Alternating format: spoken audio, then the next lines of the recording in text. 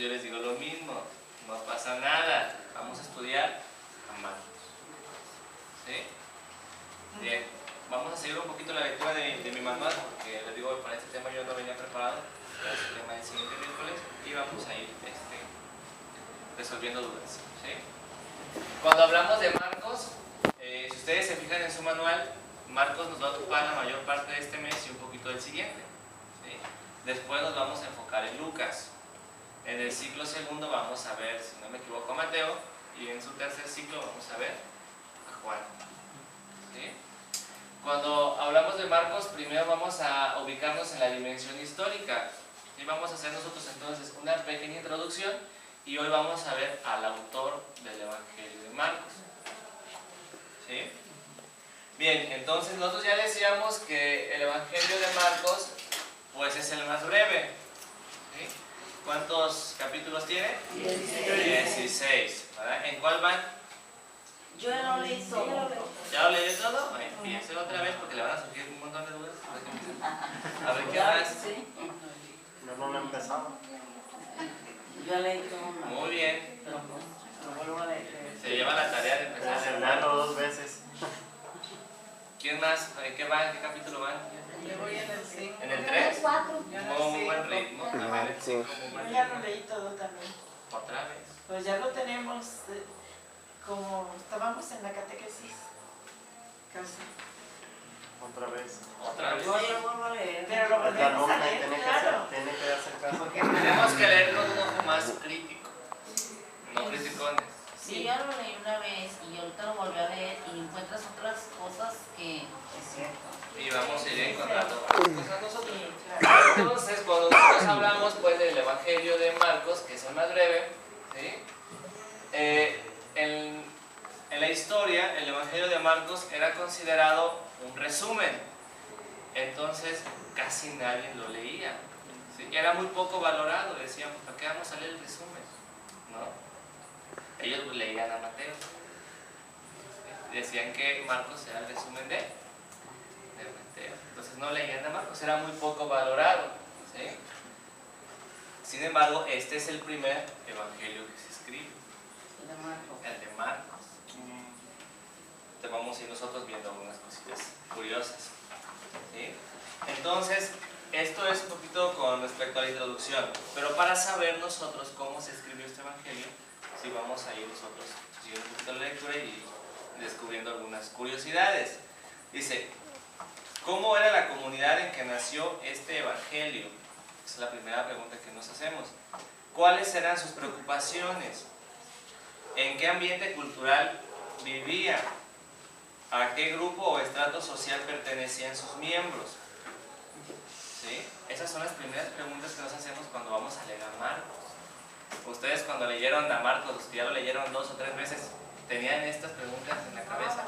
¿No? Entonces, por eso cuando lo leamos vamos a tener una visión más crítica. ¿Sí? ¿Cómo era la comunidad en la que nació el Evangelio? ¿Sí? ¿Cuáles eran sus preocupaciones? ¿Sí? ¿Cuál era el ambiente que se vivía en esa época? ¿Y a qué grupo o estrato social pertenecían sus miembros? Si fuéramos capaces de responder a estas interrogantes y a otras semejantes, tendríamos en nuestras manos una clave importante para empezar a leer este relato. Y es que la palabra de Dios participa de la dinámica de la encarnación. Se hace palabra de hombres en una época concreta de la historia y a través de la mediación de autores concretos que no pueden aislarse del contexto en que viven. Para lograr responder a estas preguntas tenemos 2 caminos. ¿Sí? El primero es identificar el autor, los destinatarios, el lugar y fecha de composición. Ese es el primer camino para que descubramos nosotros la intención de Marcos. ¿Sí? Identificar el autor, los destinatarios, el lugar y fecha de composición y lugar y fecha de composición. Este es el camino más antiguo y es el que vamos a seguir nosotros. Si ustedes ven en su programa, así nos vamos a seguir. ¿Sí? El segundo aborda el asunto de una forma indirecta, aunque también es muy eficaz.